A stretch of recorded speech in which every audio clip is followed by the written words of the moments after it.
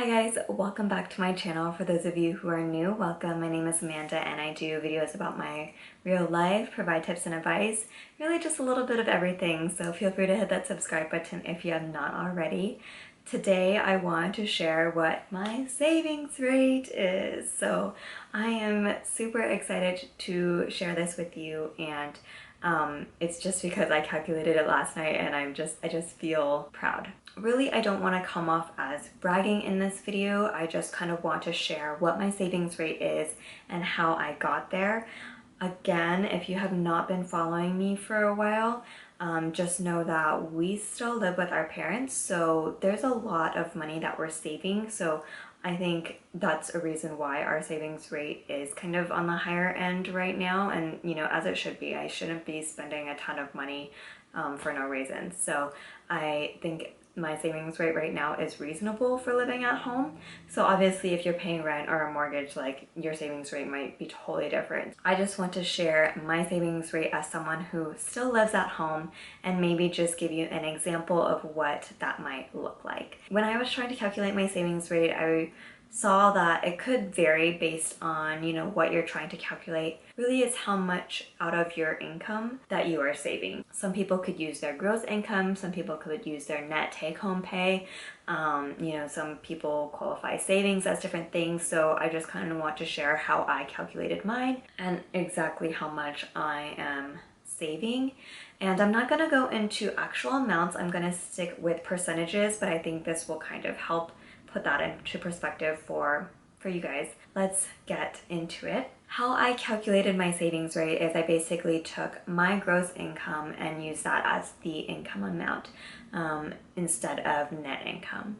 And I wanted to do that because some of my savings are taken out of that gross, and so I kind of felt like that was the better way to do it. So say my gross income is 100% basically, and out of that I first take out 15% for my 401k, and then I also take 15% out for ESPP. If you haven't heard of ESPP, it stands for Employee Stock Purchase Program, and that's really an opportunity or a benefit that my company offers in order to allow us as employees to purchase company stock at a discount. I take 15% out of my gross pay toward that program so that I can purchase our company stock at a discount. So there's 30% there. Then I also calculated that I get about 35% taken out for taxes. So taxes are around 30%-ish. I get 35% taken out of my gross pay.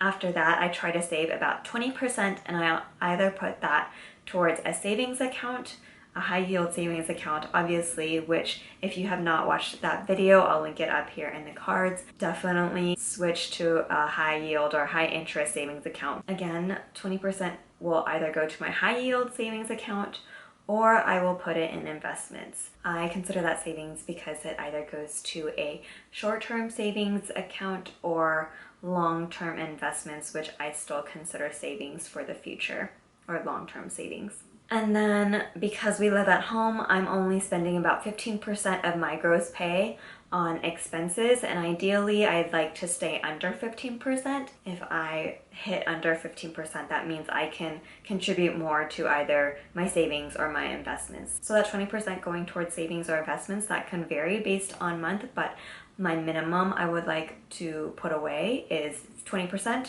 and if I spend less that month, then I can contribute more. So when you basically stack up the 401k, the ESPP, and the savings, either to high yield savings or investments, that divided by the gross income, that's basically how much I'm saving, or my savings rate. So that comes out to about a 50% savings rate, which I feel pretty content with.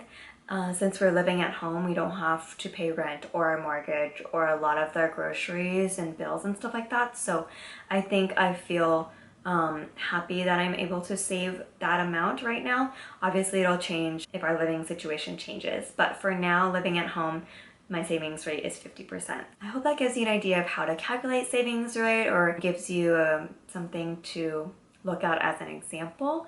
And, you know, definitely not an expert. It's really based on your situation and your finances personally. Everyone's financial journey is different. I just want to share my savings rate just based on where I am in life right now. So it's obviously going to change in the future. But anyway, I hope you enjoyed this video. Please give it a like if you did, and don't forget to subscribe if you enjoy financial videos like this. I hope to see you in the next one. Thank you so much for watching. Bye.